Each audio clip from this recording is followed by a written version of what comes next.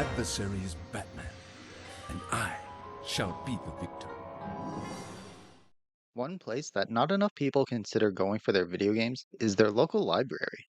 I recently moved, and one of my first spots to check out was my local library because I wanted to see their selection. And while they don't have anything that was released in the past 10 years or so, I was happy to see a decent assortment of games that I've never had the chance to play before. So I decided to borrow Batman Rise of Sin Tzu for the Nintendo GameCube. Batman Rise of Sin Tzu is a beat 'em up game where you can control one of four different characters, going through the levels, taking out the enemies, and rescuing an absurd amount of civilians. On its surface, the game has a lot of positives going for it. As a beat 'em up game, it's quite simple to pick up and play. While you have a very limited moveset and combos unlocked at the beginning, you can feel the satisfaction of taking out enemies basically instantly. The feel of the combat is quite good. The punches, kicks, and combos feel like they have a lot of weight to them. I know it's a difficult feeling to explain, but the base combat feels like there's a heaviness to it that makes it extremely impactful. As you move through the levels and gain experience, you'll start to unlock more moves, from grabs and buddy moves to gadgets and power moves. There's actually a surprising amount of variety that can be unlocked over the course of the game. Throughout the game, you'll use all these moves to take out the different enemies and bosses. As the game goes along, the enemies become more powerful and they will start to have a bit of variety in their movesets. From different attributes like speed or power to different specialty weapons or attacks, it helps the game from feeling too stagnant as you continuously punch and kick your way through the levels. While slightly annoying to have the effect take over you, I did really like the visual aspect of this dizzying attack. The first time it happened to me, I was really caught off guard by how it looked and was pleasantly surprised. As for the aesthetics of the game, I really liked it. I think the animated series style of visuals worked really well. Even though I'm someone who has very rarely watched the Batman series that this style is based off of, I quite enjoyed it throughout the entire game. The game was also fully voice acted, and it was done extremely well. The quality of the cutscenes actually did feel like watching a TV show. I was quite impressed. The cutscenes also didn't overstay their welcome. Far too often, games like to have extended cutscenes, and it really ruins the flow and pace of the game, but that was never really the case here. During the first half of the game, I was mostly able to sit back, relax, beat up the enemies, and have a good time, but as the game went on, the frustration levels really started to rise. While all throughout, it's possible to get overwhelmed by the surrounding enemies and just ragdolled for over half your health, but the real frustration started with some of the level missions.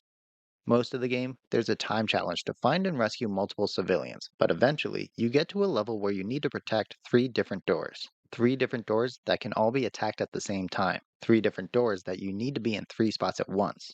This level took me multiple tries and was the first moment of the game where I started thinking about moving on from it. I understand difficulty spikes in games, but the frustration that this level caused me was getting to be a bit much. I needed the perfect combination of knocking enemies off the edge to get quick kills, along with essentially memorizing the order in which the doors were going to be attacked. Without failing 7, 8, 9 times, I would have never beaten this section. Trying to get from one door to another solely on watching the indicators and seeing what area is being attacked is essentially impossible. The doors are basically destroyed by the time you get there.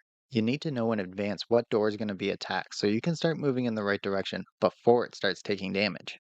While frustrating, it became beatable through repetition. But that frustration was nothing when compared to the final level of the game. Throughout each level, as you encounter new enemies, they end up with different abilities, and the special move for the enemies on this final level was an attack of reverse and confusion. If you get hit by this attack, your controls become reversed. Up is down, left is right, and this instantly becomes one of the most frustrating things I've ever played. I absolutely despise things like this in games, especially to the extent it can happen here.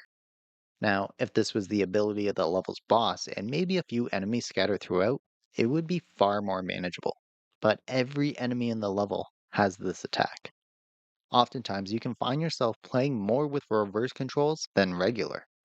Yes, there are ways to avoid the attacks, but you can't play it too safe. There's still a timer ticking away.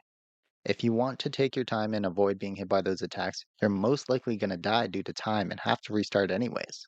This level took me hours to beat, on normal mode. These claw enemies were so fast and did so much damage that far too often than I'd like to admit, I would lose a full health bar against the first four enemies on the level. It was aggravating. At the beginning of the game, as you go through the corridors and streets, you'll notice the camera turn around corners. This just happens as you move past corners. You, as the player, have no control over the camera, and at the beginning of the game, it's not that annoying. But as you get further along and the enemies get faster and do more damage, having the camera turn a corner means if you're dodging and rolling one way, the direction of your stick might mean you're now moving in a direction you weren't intending. Mixing that in with the enemies that can reverse the controls on the stick means you could be pressing right to go left, have the camera angle change, which means you're now still technically moving left, but you're moving down from the previous moment in terms of the layout of the level. It is such a mess that oftentimes I ended up just letting go of the stick and pressing roll just to see what direction the game had me facing. The other issue is that during this, I'm most likely taking a ton of damage, often by projectiles from enemies that aren't even on the screen. Being hit by enemies that I can't see is aggravating. Now, I know this is a bit more common of an issue, and it's one that I'm not surprised was present in the game, but it still bothers me, especially when the projectile is the attack that changes my controls. As for the bosses, I thought the fights were interesting. Essentially, you need to find the perfect way to cause damage. You need to trial and error your way through the fights, trying all different types of attacks just to do any damage, and this could take multiple lives. Luckily, throughout the majority of the game, the checkpoint system is relatively generous. If you lose all your lives throughout a level, you won't lose too much progress, and if you die against a boss, you'll start back up at the beginning of that fight, allowing you to try again right away. However, once you do figure out how to cause damage to a boss, there's a good chance you learn the pattern and can probably win that fight right then and there. It's just the difficulty of figuring out the puzzle or learning the precise method you need to cause damage. Now, I know how a lot of this sounds. It sounds like I got really frustrated and almost rage quit the game. If that's how it's coming across, well, that's because that's how it went. Yes, I did beat the game. Yes, I almost said screw it and gave up on multiple different occasions. But with all its frustrations, all the times I got ragdolled because my controls were reversed, all the times I tried to play it safe and died because of a timer, all the times I got health drops when I didn't need it, and all the times I wished for a drop that never appeared, I actually really enjoyed the game. I think the core of the game is really good. I think the visuals and style were good. The voice acting was good. The variety in combos and gadgets were good. This is a game that if I see it in the wild, I want it in my collection because underneath the frustration, there's a fun game. Does it have issues? Of course. I beat the game without unlocking every move because I didn't end up with enough experience to unlock everything. Did I beat the game and use all my experience on moves and weapons? Of course. That means I didn't purchase any trophy tokens. So I got back to the main menu to check out some of the features and had nothing unlocked, meaning I need to go back into the game and spend some of my experience on tokens instead of moves. Did I beat the game only using Batman? Of course. So that means with three characters, I'm still at 0%. And if I wasn't borrowing this game from the library, that wouldn't be so bad. But with a 1 week time limit, there's way too much to try and see to unlock everything. I did start going through the game a second time to try out the other three characters, and while the voice acting was obviously different and the combos had a bit of variety to them, going through the story with Robin, Batgirl, and Nightwing, along with Batman, would end up being far too repetitive. I do appreciate the options, but I don't see enough variety to go through the game three more times to unlock all the moves with every character, then even more times to try and get all the trophy coins. But if that's something you're interested in, there's a lot of reasons to replay the game multiple times. At the end of the day, I had some decent highs with the game and some tremendous lows with it. And even though the lows were far more extreme, I can take a step back and realize that the core of the game is really solid. I can remember the frustrations, but I'll reminisce about the fun.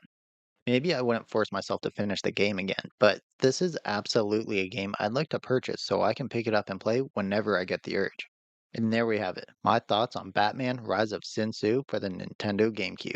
If you enjoyed the video, then be sure to hit the thumbs up. It really helps out a lot. And please don't forget to subscribe for more video game related content. Thanks for watching.